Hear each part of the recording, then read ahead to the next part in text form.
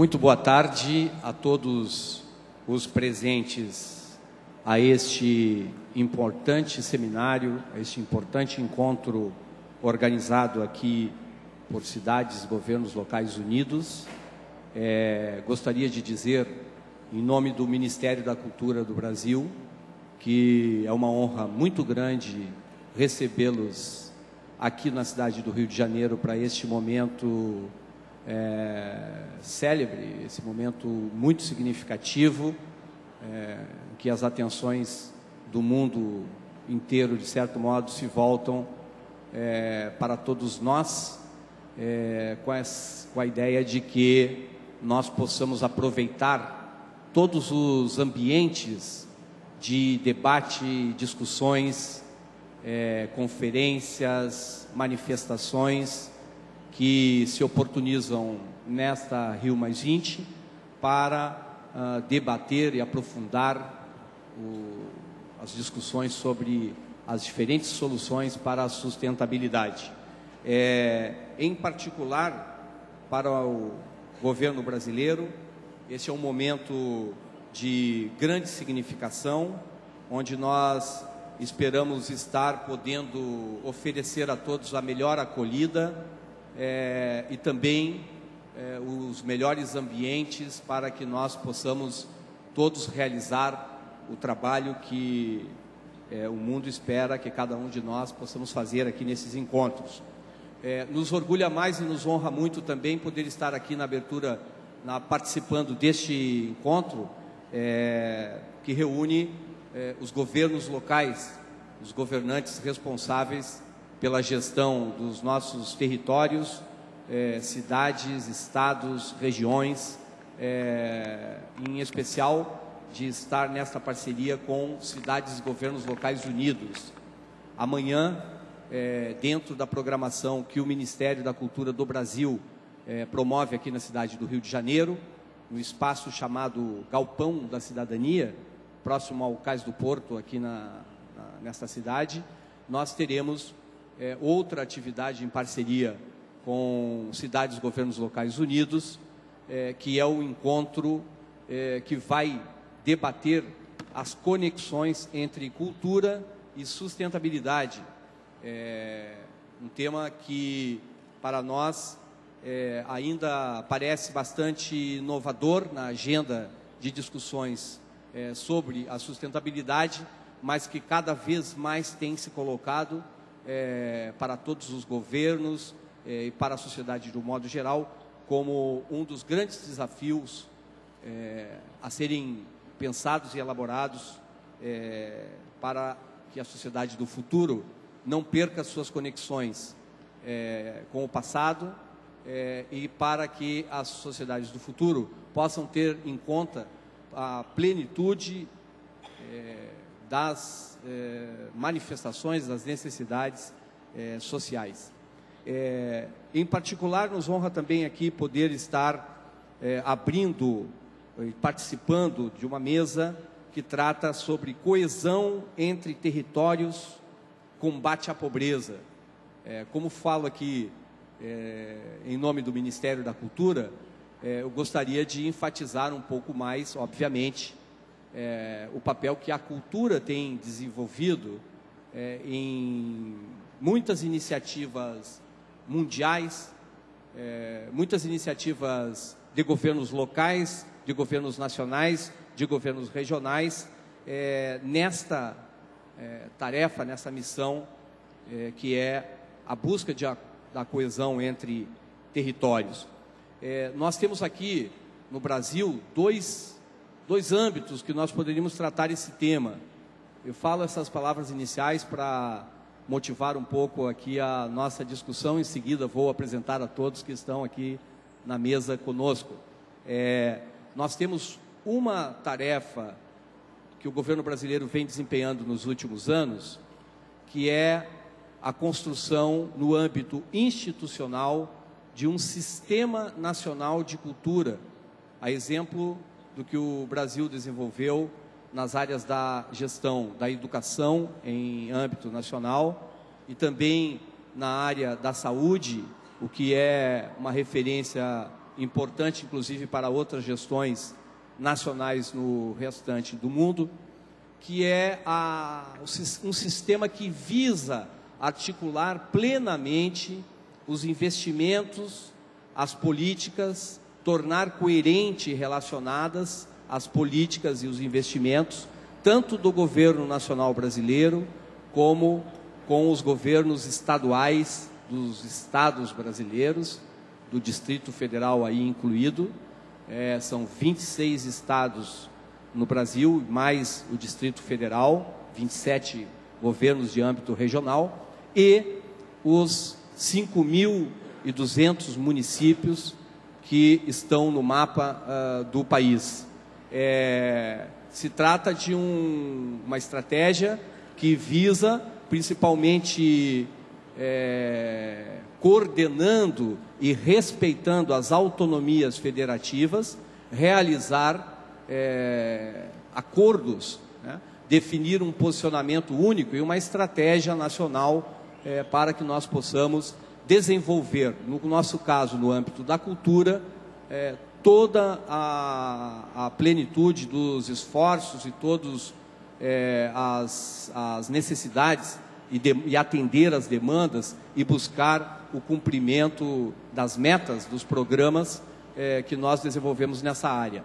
O Brasil aprovou em 2010, no âmbito do Congresso Nacional, o Plano Nacional de Cultura, que apresenta uma série de diretrizes que devem ser perseguidas pelos governos nacional, estaduais e municipais. Neste ano passado, em 2011, nós trabalhamos para a elaboração das metas deste Plano Nacional de Cultura até 2020, pensando em todo o amplo espectro de atuação e atividade na área cultural. Nós também, neste contexto do Sistema Nacional de Cultura, temos trabalhado em parceria com os governos estaduais e municipais, como é o caso, e um bom exemplo que pode ser visto por vocês aqui neste momento em que estão na cidade do Rio de Janeiro, como é o caso da parceria existente hoje entre o governo federal, o Ministério da Cultura, o governo do estado do Rio de Janeiro e a prefeitura da cidade do Rio de Janeiro, no desenvolvimento de uma série de programas e ações que visam a promoção das políticas culturais pactuadas entre os 3 entes federados. Faço aqui essas provocações iniciais para apresentar aqui, então, um pouco deste ponto de vista da cultura, mas alerto para o fato de que a mesa, quando trata do tema conexões territoriais, não está querendo abordar apenas o tema da cultura.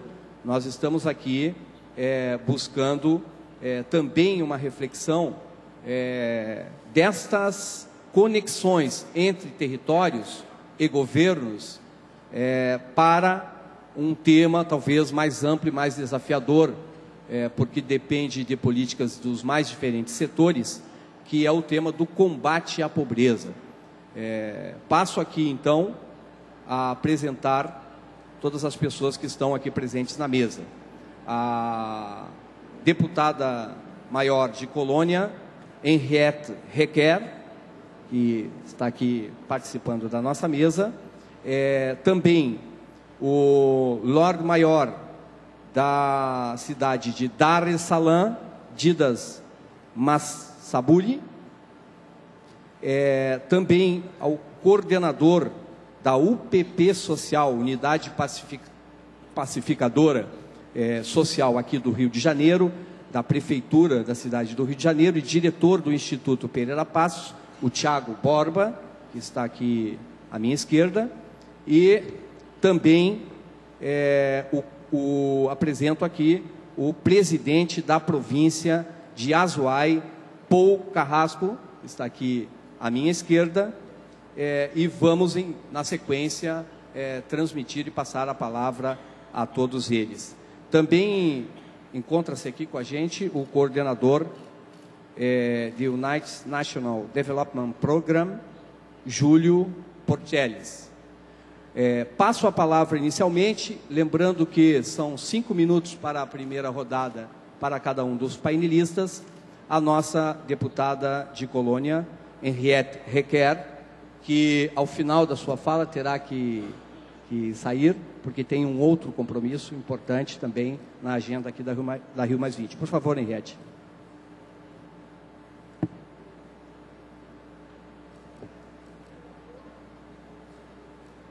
Ladies and gentlemen, I would like to thank you very much for inviting me to participate on this panel.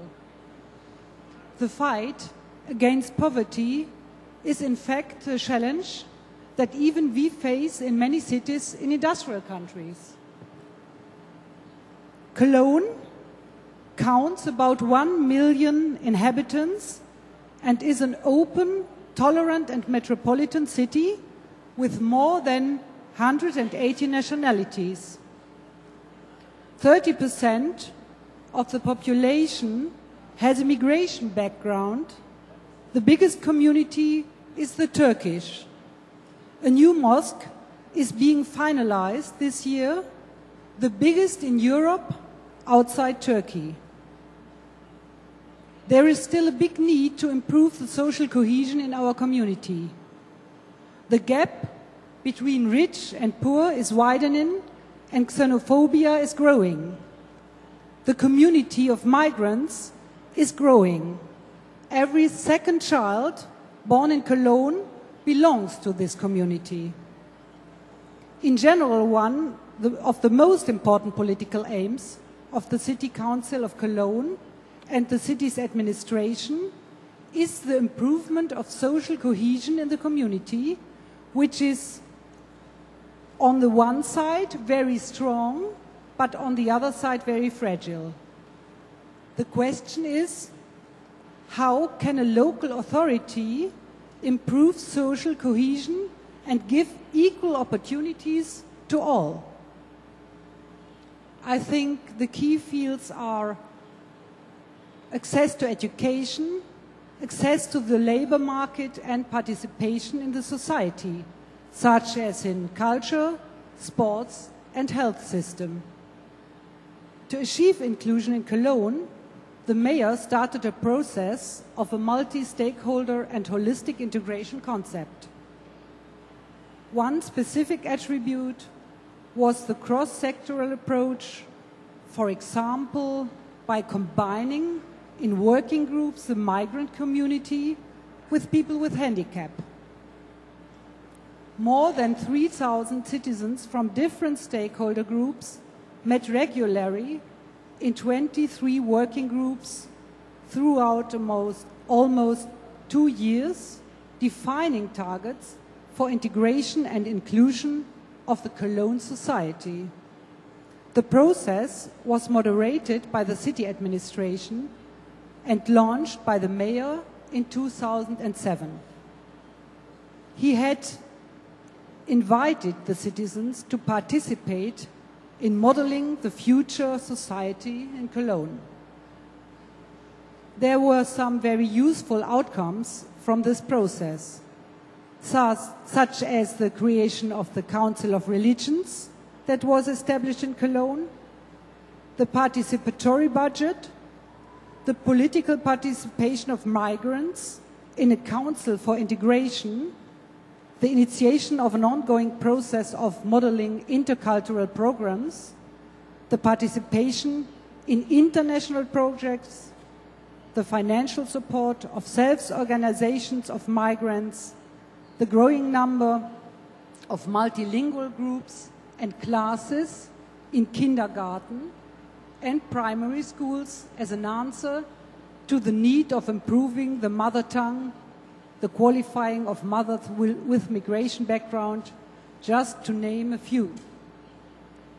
The integration concept has further helped to promote the recognition of the advantages that diversity offers in a competitive world. The city Cologne has also collaborated on the topic of diversity with the human resource departments of Cologne's companies. Ladies and gentlemen, any process has its limitations and problems. And we have learned with this exercise. For instance, it is very important from the outset to develop solid definition of concrete actions, a monitoring system to measure success, and a financial calculation. The outcome of 2 years of work is a very useful vision, a set of targets and recommendations. And we are working to improve this together. Please let me finalize here. To my opinion, social cohesion is essential for a peaceful social life in our cities. Hence, social cohesion is important for all of us, not only for the less privileged. Thank you for your attention.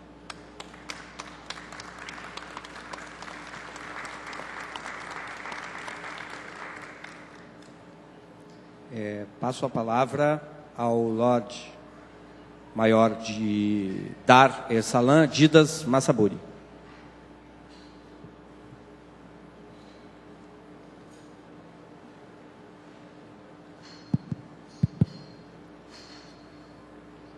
Thank you very much, Mr. Chairman, for giving me the floor. My name is Didas Massaburi. I'm the mayor of Dar es Salaam City, which is a settlement for about 4.5 million people. And I'm also the chairperson or president of the Association of Local Authorities in Tanzania. And I'm also the Member of Parliament for the East African Community. Mr. Chair and dear delegates, I think we have talked about 3 main topics this morning. We have talked about the learning from each other, which was the first topic, and then we came to the sustainable development of cities. And now after that, before this one, we had a topic on the multi-level governance, and we were saying that this is a fair place for the local and regional governance, the regional governments. But these topics are all for how we can sustain our economic growth and therefore the well-being of the people in our cities. I would like to emphasize here that there is no any economic growth without trade. So you have to trade so that you can grow your economies. And from this background, we find the importance of cohesion among territories. Because you cannot trade in your own. Nobody can trade on his own. And I think there is no country which is self-contained, which is self-sufficient. And in this respect, we can refer back to even to the religious books, where we can see how God given the different resources in the different countries from in the form of natural resources. And that is the upstream where our economies flow from before we go to the consumers and the suppliers. And therefore, when we want to utilize these resources, beautiful resources which were given to us for free, we need to trade among ourselves so that we can grow. In this respect, the territorial cohesion cannot be overemphasized.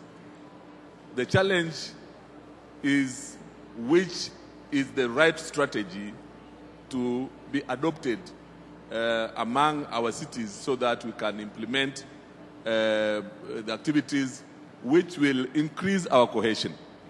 And one of the important area is on the cultural activities, which will glue up the relationship among the cities in different territories. The strategies we need to take to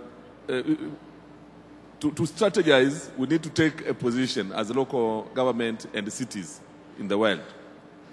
Which position we have to take so that we decide, we see how we can move forward. We have to ask ourselves which is the international community. Is the international community the national governments or the local governments? While we are talking about the international community, we normally refer to the national governments. But these national governments are talking on very bigger policies which are in the perspective of the national level. But the local government are dealing with the people, and therefore we need to have strategies that will enable the city's voice to be heard in the international position. We want to know critically. We have to decide now. We have to analyze and come out with an answer.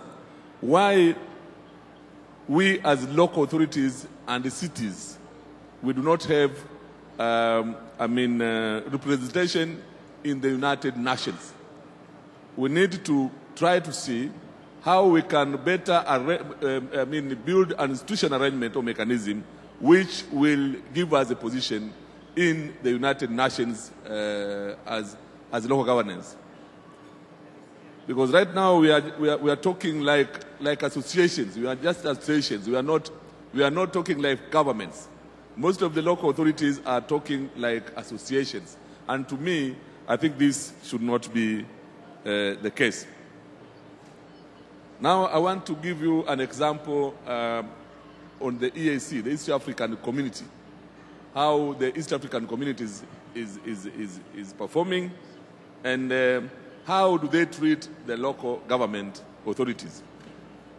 Within the East African community, our theme is to widen and deepen integration among the partner states.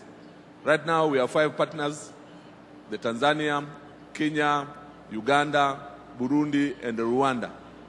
But within that system, there is no representation of the local authorities at the apex level.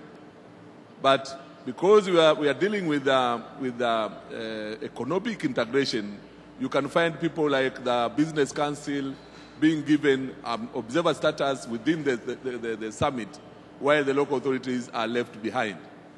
To me, I think this is a problem, and it needs to be addressed. Right now, we are dealing with the ecosystem of the Lake Victoria. Lake Victoria is the biggest, I think, lake in Africa. And it is surrounded by the Kenya, Tanzania, Uganda, and Rwanda. But as you know, River Nile is pouring the water to Egypt, but it comes from the Lake Victoria. So you can see how it's important, the cohesion among territories. We need to see how we can cooperate. We need to see how we can cooperate with those countries which the River Nile passes through, so that we can ensure the cleanliness and the healthy water, and even the food which is produced in that lake. Now, coming back to how we can reduce poverty through cohesion among territories, I would like to talk on how we should relate between these regional integration blocks between the African and those in Europe and any other parts of the world. If we check what is being done now, for example, there is these EPAs negotiations which is going on between the European Union and the rest of the ACP, and that is African and Caribbean and the Pacific countries, which requires the removal of the tariff of various items, which includes the food product. So you can see in the European side, there is a subsidy which is being given to those who are dealing with the agricultural products, but in Africa that's not the case. And if we remove all these tariffs, it implies that the supply market will be saturated from the products which are subsidized from the northern part. And then these regional bloc integration, economic integrations will be weakened economically, because the food is the key for the development of the people. And I was surprised, since morning we are talking about what the cities should do, but we are not talking about the food. We are talking about the transport sector, we are talking about the energy, we are talking about the water, etc., etc. But we are not talking about the food. It is the right time now, to my belief, that we need to include in our deliberations how the cities will sustain the demand for food in the next 20 years. Because people are running from the rural area, coming into the cities, trying to get the better life. But most of them are also running. They do not like to be involved in the agricultural sector. So I think we need to see how we can negotiate the economic relationship between the blocks, among the blocks, so that we can see how we can move forward. I would like to finish by saying that we cannot overemphasize the territorial cohesion, and I believe there is no one who is as clever as everybody. No one is as clever as everybody. And you can what you can't do. For example, if you have a hotel, you can't sleep in all the beds. You need some other people to come and sleep in one of the beds, or all of them. That means you need some relationship with others so that we can move forward. Thank you very much.